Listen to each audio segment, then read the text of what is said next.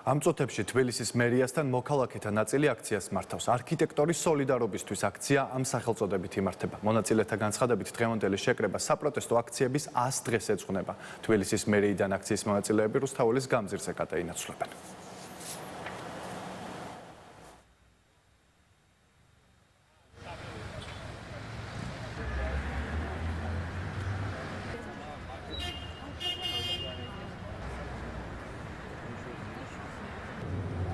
ამოდის რაღაც გარკვეული ნაწილი მოსახლეობის და აპროტესტებს თავდაპირველ უკუსვლას თუ გადახვევას ევროპული კურსისგან და მას შემდეგ მან გაცხადების შემდეგ განვითარებულ თელერიგ მოვლენებს, რაც მოვლენების კასკადს, რაც გამოიწვია მთავრობის თელმა რიგმა გადაწყვეტილებამ. ანუ მე მგონი უკვე იმდენი დაგროვდა 1-2 ან რამე ესე გამოცარჩევი არ არის. სულ ხალხი გამოდის პროტესტის, ზოგადად როგორც ოპერირებს დღესდღეობით ჩვენი მთავრობა.